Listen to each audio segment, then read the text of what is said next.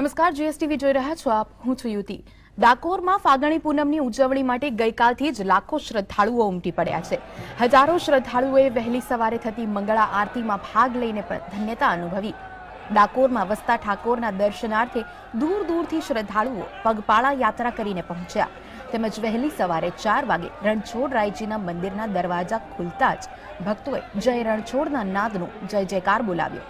ગઈકાલે સાંજથી જ 4 લાખથી વધુ ભક્તો ડાકોર પહોંચી ચૂક્યા હતા. તેમજ રાતભર કૃષ્ણ ભક્તિમાં લીન જોવા મળ્યા.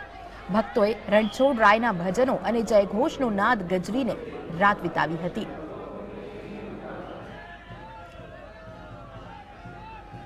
તો ડાકોરમાં લાખોની સંખ્યામાં ભક્તોનું ઘોડાપૂર ઉમટી પડ્યું છે. મોટી સંખ્યામાં શ્રદ્ધાળુઓ માનતાની ધજાઓ લઈને પણ પહોંચ્યા, ત્યારે સુરક્ષા વ્યવસ્થા પણ સઘન કરી દેવાઈ છે. મોટી સંખ્યામાં લોકો વાહનો લઈને આવ્યા છે. તેઓના વાહનોની પાર્કિંગની સુવિધાઓ છે, તો એસટી વિભાગ દ્વારા શ્રદ્ધાળુઓ સરળ રીતે ડાકોર પહોંચી શકે અને ડાકોરથી પરત ફરી શકે તે માટે વિશેષ બસો દોડાવવામાં પણ વ્યવસ્થા કરાઈ છે. ડાકોરમાં શ્રી કૃષ્ણ રણછોડરાયજીના નામે ઓળખાય છે, તેની પાછળ એક કથા છે. શ્રી કૃષ્ણ પહેલા મથુરામાં રહેતા. જ્યારે જરાસંઘના મિત્ર કાલયવને શ્રી કૃષ્ણ ઉપર હુમલો કર્યો, ત્યારે શ્રી કૃષ્ણ મથુરાવાસીઓની સલામતી માટે તેમને સાથે લઈને રણ છોડીને મથુરાથી ભાગી ગયા હતા અને દ્વારકામાં નવી નગરી બનાવીને વસ્યા હતા. આથી તેઓ દ્વારકા અને ડાકોરમાં રણછોડરાયજીના નામથી ઓળખાય છે.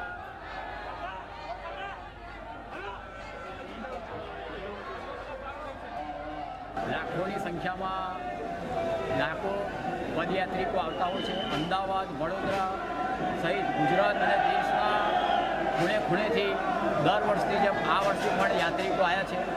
12 પૂનમનો 1 મહિનામાં આવે છે.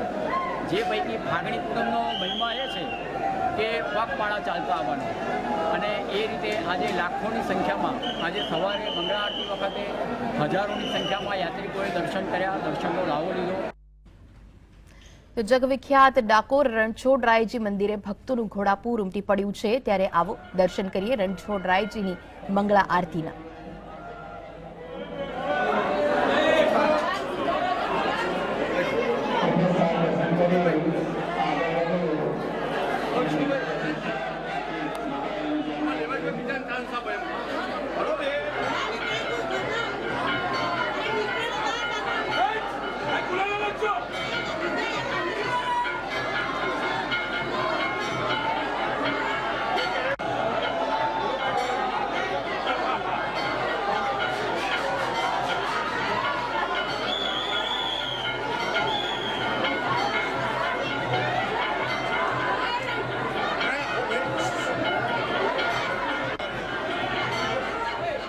ડાકોરના ઠાકોરના દર્શનાર્થે ભક્તોનું ઘોડાપૂર ઉમટી પડ્યું છે. ડાકોરમાં લાખોની સંખ્યામાં શ્રદ્ધાળુઓ પહોંચી ચૂક્યા છે, ત્યારે આજે વહેલી સવારની મંગળા આરતીમાં પણ હજારો ભક્તોએ ભાગ લીધો હતો.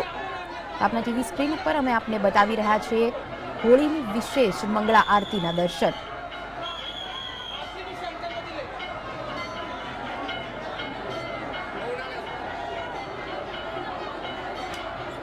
મથુરા છોડીને દ્વારકા ભાગી આવેલા રણછોડરાયજીના આ ડાકોર સ્થિત મંદિરનો વિશેષ મહિમા રહેલો છે.